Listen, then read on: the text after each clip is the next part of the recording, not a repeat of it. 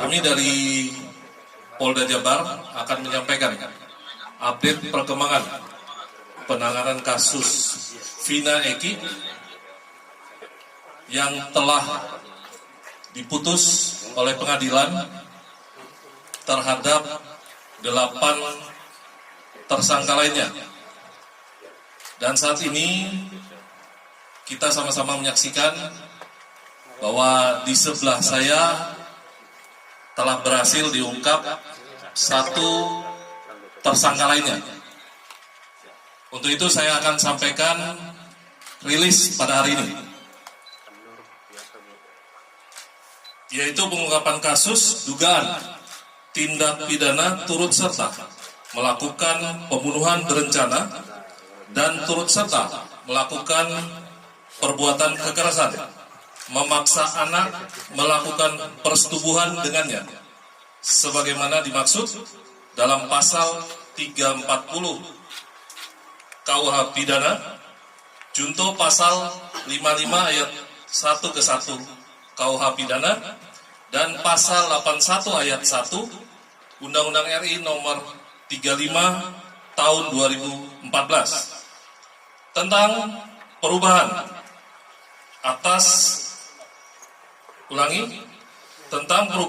Undang-Undang RI nomor 23 tahun 2002 tentang perlindungan anak, junto pasal 55 ayat 1 ke 1 KUH Pidana. Dasarnya yaitu yang pertama, putusan Hadi Saputra dan kawan-kawan nomor 4-Pit.D-2017 PN Cirebon tanggal 19 Mei 2017. 2. Putusan Rivaldi Aditya Wardana dan kawan-kawan nomor 3-D-2017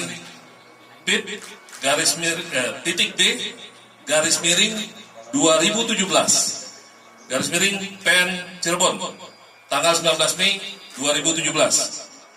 Ketiga, putusan Sakatata nomor 16-Pit.Sus-Anak-2016-PN Cirebon tanggal 7 Oktober 2016.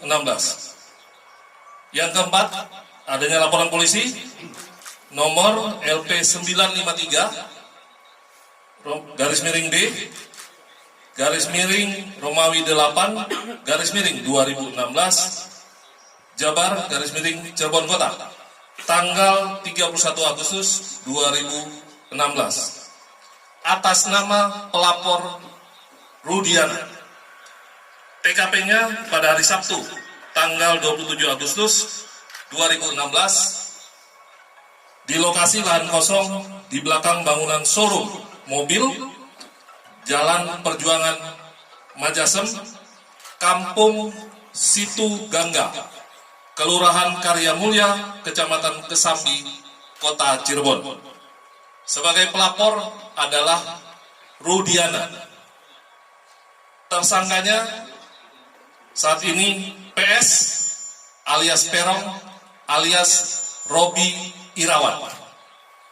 Korban 1. Muhammad Rizky Rudiana meninggal dunia. 2. Vina meninggal dunia.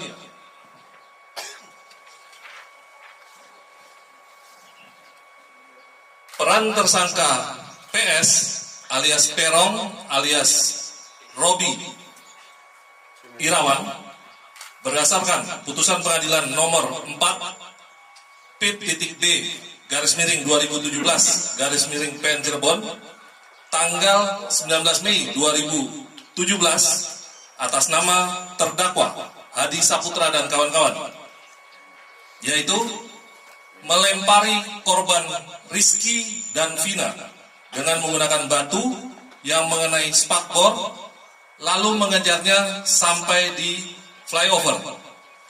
Kemudian memukul korban Rizky dan Vina dengan tangan kosong ke arah tubuh, lalu membonceng korban Rizky menuju lahan kosong di belakang bangunan showroom mobil, seberang SMP Negeri 11 Cirebon. Bersama dengan Rivaldi, selanjutnya memukul dan menyabetkan samurai pendek berbentuk pipa ke korban Rizky dan memukul korban Vina dengan menggunakan tangan kosong mengenai hidung sampai mengeluarkan darah di TKP, lalu mengangkat korban Vina ke dekat korban Rizky, kemudian mencium dan memegang payudara anak Vina di TKP, yang selanjutnya membawa korban Vina ke flyover dan meninggalkannya. Peran Peggy, peran PS alias Perong alias Robi Irawan, berdasarkan keterangan dari saksi pada tanggal 20 Mei 2024, kemudian 22 Mei 2024, dan 25 Mei 2024, yaitu menyuruh dan mengejar korban Rizky dan korban Vina dengan menggunakan sepeda motor Honda Beat warna orange. Selanjutnya memukul korban Rizky dan korban Vina menggunakan balok kayu, kemudian membonceng korban Rizky dan korban Vina menuju TKP bersama dengan saksi, memukul korban Rizky menggunakan balok kayu, lalu memperkosa korban Vina dan membunuh korban Vina dengan cara dipukul menggunakan balok kayu, kemudian membawa korban Rizky dan korban Vina menuju flyover. Peran PS alias Perong alias Robi Irawan, berdasarkan keterangan saksi pada tanggal 22 Mei 2024 dan 24 Mei 2024.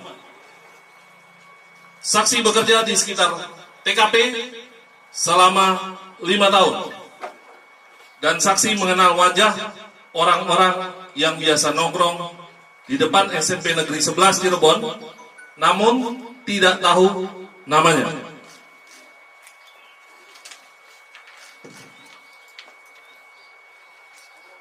Pada saat kejadian, saksi mengenali 5 orang wajah yang menjadi pelaku, termasuk salah satunya PS alias Perong alias Robi Irawan.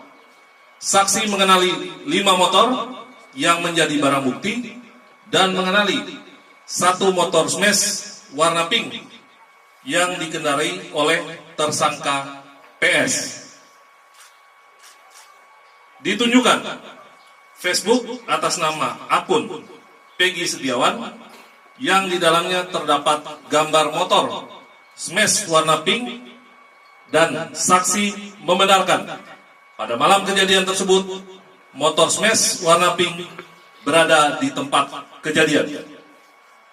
Saksi melihat PS alias Perong alias Robi Irawan melempari dan mengejar kedua korban yang sedang mengendarai sepeda motor Yamaha Seon warna hijau kuning.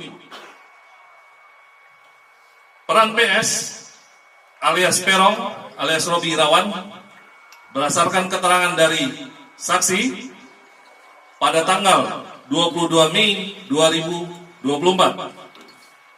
PS merupakan teman masa kecil saksi. PS mempunyai nama panggilan yaitu Perong. PS mempunyai motor smash warna pink. PS sering nongkrong di seberang SMP Negeri 11 Cirebon dan belakang MAN 2 Cirebon. Peran PS alias Perong alias Robi Irawan, berdasarkan keterangan dari saksi pada tanggal 22 Mei 2024, yaitu Peggy sering nongkrong di seberang SMP Negeri 11 Cirebon. Peran PS alias Perong alias Robi Irawan berdasarkan keterangan saksi pada tanggal 22 Mei 2024, yaitu penyidik lama, artinya penyidik pada tahun 2016 pernah mendatangi rumah DPO, namun yang bersangkutan tidak ada di lokasi. Kemudian mengamankan motor smash warna pink dan memfoto DPO yang berada di dinding, yang kemudian foto tersebut diperlihatkan kepada saksi dan membenarkan bahwa foto tersebut merupakan foto PS. Upaya tersangka PS menghilangkan identitas. Yang pertama, sekitar bulan September 2016 sampai dengan tahun 2019 menyewa kamar kontrakan di Katapang, Kabupaten Bandung, dan mengaku bernama Robi Irawan.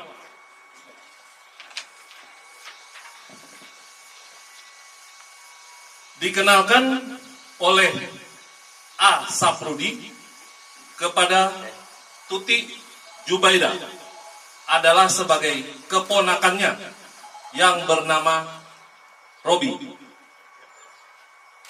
Saprudin ini adalah ayah kandung dari PS.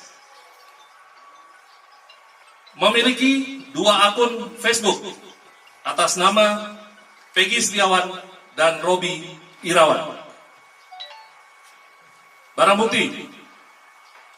Selain barang bukti yang sudah ada di dalam putusan pengadilan, ditemukan barang bukti baru hasil penggeledahan di rumah orang tua tersangka PS alias Perong alias Robi Irawan, yaitu 2 lembar STNK kendaraan roda 2 dengan nomor polisi B3408 TFV dan B6247 PIK beserta 2 kunci kendaraan roda 2.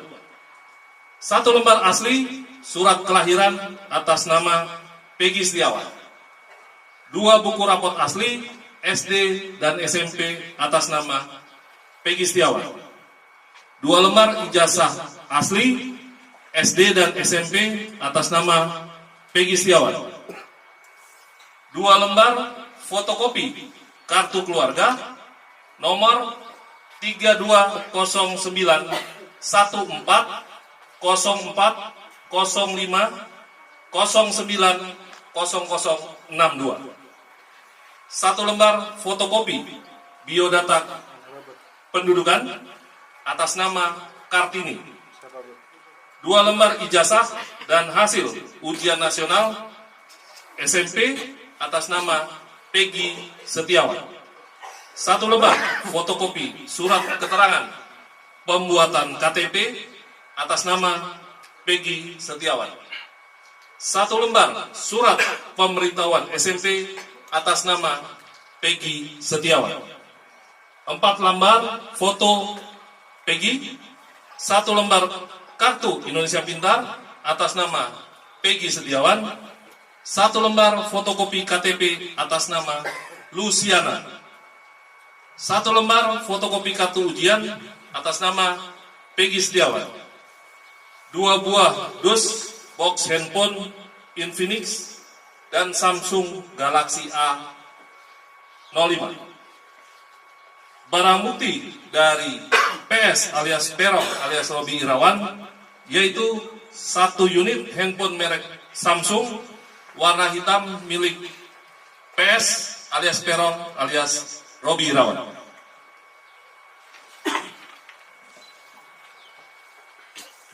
Modus operandi melakukan tindak pidana turut serta melakukan pembunuhan berencana dan turut serta melakukan perbuatan kekerasan, memaksa anak melakukan persetubuhan dengannya terhadap korban atas nama Rizky dan atas nama Vina dengan menggunakan alat berupa kayu, batu, dan senjata tajam sampai meninggal dunia. Undang-undang dan pasal yang dilanggar, pasal 340 KUH Pidana, junto pasal 55 ayat 1 ke 1 KUH Pidana, dan pasal 81 ayat 1 Undang-Undang RI nomor 35 tahun 2014 tentang perubahan atas Undang-Undang RI nomor 23 tahun 2002 tentang perlindungan anak, junto pasal 55 ayat 1 ke 1 KUH Pidana dengan ancaman pidana mati, seumur hidup, dan paling lama 20 tahun. Kami dari Polda Jabar meyakinkan bahwa Polri akan terus melakukan penuntasan perkara ini secara profesional, bekerja secara prosedur, dan menggunakan metode ilmiah atau scientific crime investigation. Apabila masyarakat mendapat informasi terkait masih adanya tersangka lain dalam perkara pembunuhan Vina Eki atau Vina Rizky, dapat menginformasikan kepada penyidik di Treskrimum Polda Jabar dengan disertai bukti-bukti. Demikian mungkin yang dapat saya sampaikan. Selanjutnya saya persilakan kalau masih ada pertanyaan. Pak, Elsita Pak. Pak, Elsita Pak. Ya. Kenapa waktu itu TV One dulu ya. Setelah itu Elsita. Silakan mungkin dari Dirkrimum bisa menjawab. Cek. Izin Pak Duhan dari TV One, sebetulnya dapat dijelaskan apa kendala dari pihak kepolisian untuk menemukan Peggy Setiawan, mengingat kasusnya 8 tahun yang lalu dan baru dapat ditemukan saat ini, dan lalu seperti apa update untuk pengejaran kedua DPO lainnya Pak? Terima kasih. Terima kasih pertanyaan dari TV One. Terkait mungkin pertanyaan pertama ini pertanyaan paling banyak kami terima. Kenapa kok lama? Yang pertama, bahwa pasca kejadian PS ini kemudian meninggalkan kampung halamannya, dia pergi ke Ketapang sebagaimana tadi dijelaskan oleh Pak Kabid Humas. Di sana dia tinggal satu kos bersama ayah kandung dan ibu tirinya. Namun PS tidak mengenalkan diri sebagai anak kandung daripada ayahnya. Di sana dia mengaku sebagai keponakan, demikian juga bapaknya mengenalkan kepada pemilik kos bahwa PS adalah keponakannya. Hal ini dikuatkan dengan keterangan pemilik kos yang sudah kita minta keterangan. Demikian juga nama sudah diganti, bukan lagi PS tetapi menggunakan nama Robi. Yang kedua, kenapa kita sulit untuk menemukan ini, bahwa tidak ada satupun pelaku lain yang berani menerangkan bahwa PS ini orangnya.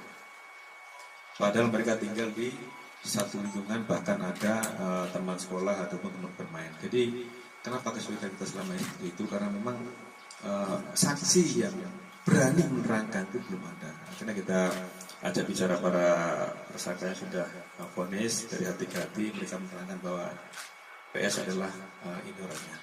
Sehingga kami bermudah untuk melakukan pelacakan. Itu kira-kira. Mengapa para tersangka lainnya tidak berani menjelaskan kepada si penyidik?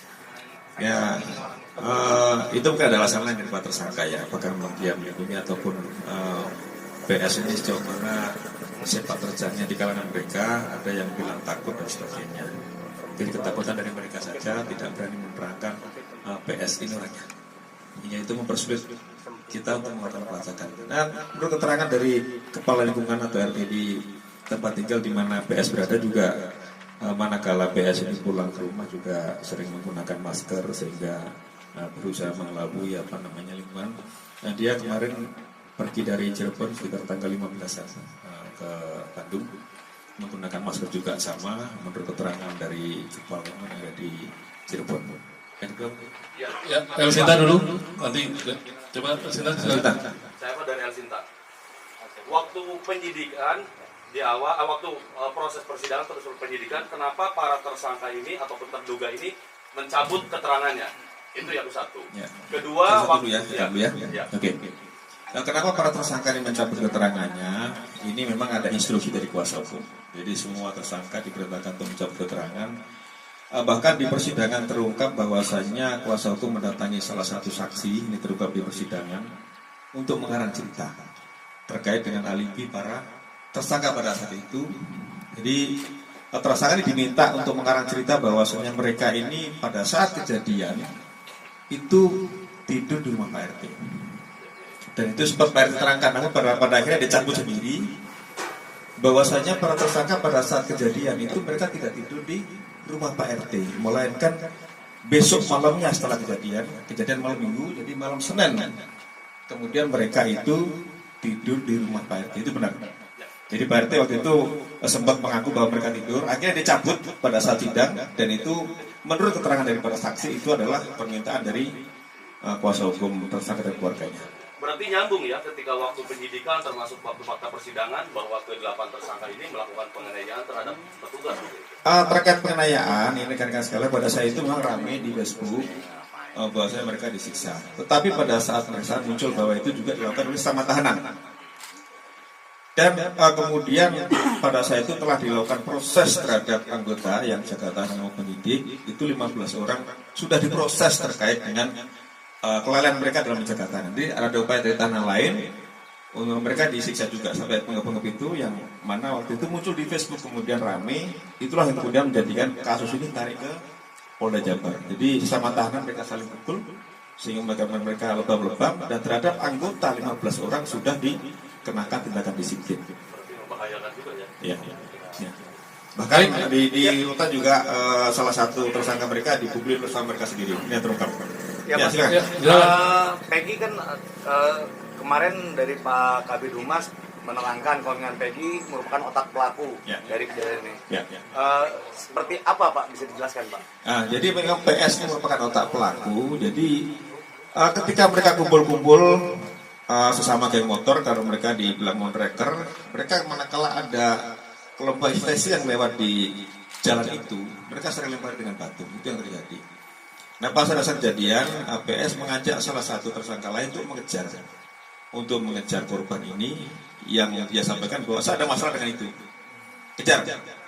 Nah, masalah apa sedang kita dalami. Kemudian dikejar berdua sampai dengan di jembatan layang, dipukul korban sampai dengan jatuh. Kemudian dibawa korban ini satu motor dengan satu tersangka lain, dan jadi satu motor berempat.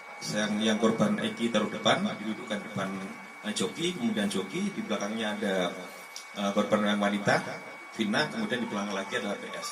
Di situ dibawa ke kebun kosong, baru yang lainnya rame-rame mengikuti mereka. Jadi yang menurut keterangan salah satu pelaku juga bahwa yang melakukan persetubuhan terhadap Vina yang masih di bawah umur, pada saat itu sudah dalam kondisi pingsan.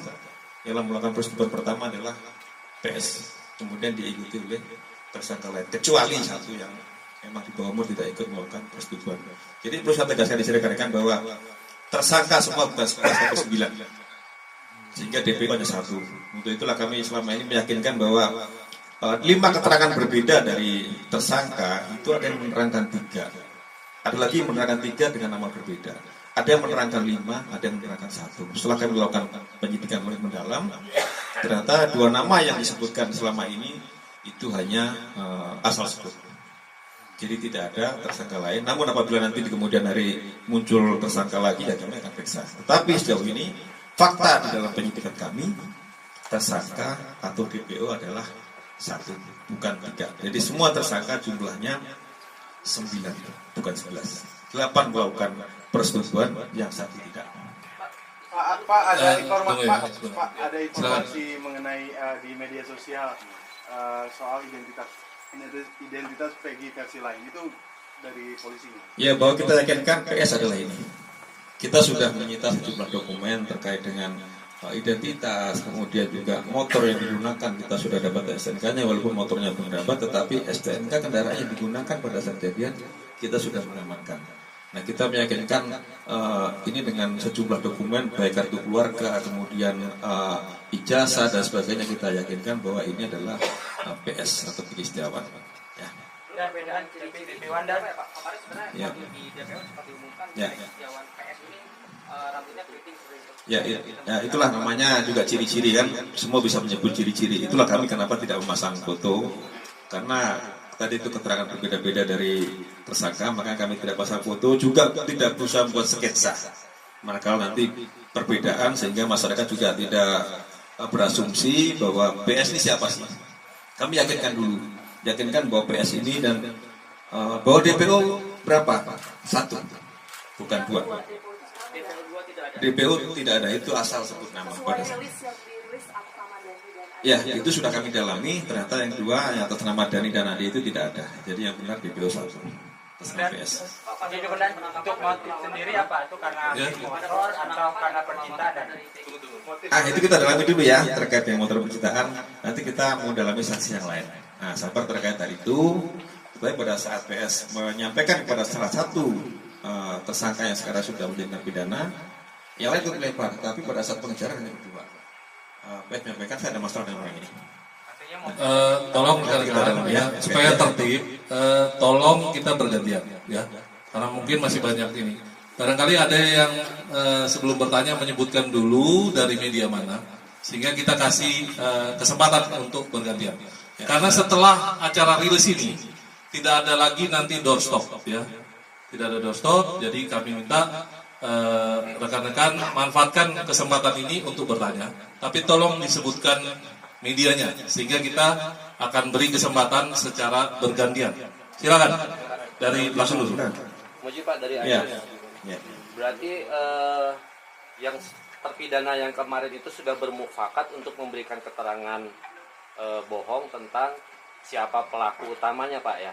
Terus kemudian si ini kan disembunyikan identitasnya oleh orang tuanya. Apakah orang tuanya kemudian akan diseret karena menyembunyikan barang bukti begitu? Ya, terkait memang tersangka lain memang tidak mau menyebutkan Egi itu siapa, Terong. Nah, baru kemudian Egi yang dihadapan rekan-rekan sekalian ya. Terhadap orang tua pelaku atau PS sudah kita minta keterangan kemarin, baik itu bapak kandungnya, kemudian ibu tirinya, kemudian juga ibu kandungnya, kemudian juga pemilik kos di Ketapang, kemudian kepala lingkungan yang ada di Cirebon sudah kita minta keterangan semua. Terkait apakah nanti bisa kita pidanakan tidak, sementara masih kita lakukan analisa dulu terkait dengan keterangan yang diberikan oleh orang tuanya. Terkait pra-peradilan kami belum menerima pemberitahuan surat terkait pra-peradilan, dan namun manakala akan ada pra-peradilan itu adalah hak daripada tersangka. Dipersilakan saja untuk melakukan pra-peradilan, nanti kami akan hadapi pra-peradilan itu. Kemudian yang terkait salah tangkap semua sudah diuji di pengadilan. Jadi apapun keterangan yang dulu sudah pernah disampaikan oleh para pelaku, ini sudah diuji oleh pengadilan, bahkan sampai ke tingkat kasasi. Ya, itu sudah vonis, jadi saya kira itu tidak perlu dipersoalkan lagi ya. Tidak ada salah tangkap. Dan berarti orang tua Peggy ini sengaja menyembunyikan Peggy di Ketapang itu selama 8 tahun itu, dengan dia menyebut bahwa dia adalah keponakannya, ikut terlibat menyembunyikan. Ya, saya kira itu salah satu upaya dari pihak keluarga mungkin untuk menyembunyikan keberadaan daripada PS ini dengan mengelabui lingkungan bahwa nama PS bukan lagi PS tapi Robi, panggilannya Robi. Itu dikuatkan dengan keterangan dari pemilik kos juga. Ya. Masih ada? TV One lagi. Ya, silakan. Saksi Aib sendiri dengan tersangka ini ada kaitannya berhubungan seperti apa? Ya, seperti yang rekan-rekan lihat di media mungkin di televisi bahwa Aib sudah juga memberikan keterangan. Nah, Aib itu juga salah satu saksi kunci peristiwa ini. Namun pada saat peristiwa yang dulu dia tidak bersedia atau tidak berani bersaksi di pengadilan, sehingga waktu itu yang dibacakan adalah BAP dia atau keterangan dia, yaitu dilakukan di bawah sumpah. Tetapi sekarang kita sudah melakukan juga pemeriksaan pada yang bersangkutan, pemeriksaan ulang. Dan perlu rekan-rekan ketahui bahwa seluruh saksi ini sekarang sedang dalam proses untuk perlindungan LPSK. Jadi kita harapkan nanti semua saksi bersedia untuk hadir di persidangan, tidak lagi dibacakan keterangannya di bawah sumpah, tetapi kita berharap saksi-saksi kunci peristiwa ini mau hadir di persidangan, sehingga tidak ada lagi asumsi bahwa ini saksi pikiran dan sebagainya. Semua saksi akan kita harapkan hadir di persidangan di bawah nanti perlindungan LPSK. Itu kira-kira. Cukup ya? Cukup ya rekan-rekan? Satu lagi boleh? Oke. Ya. Nanti Ada lagi? Nanti hak tersangka nanti di sidang pengadilan ya. Tentu harus didampingi oleh tersangka ya.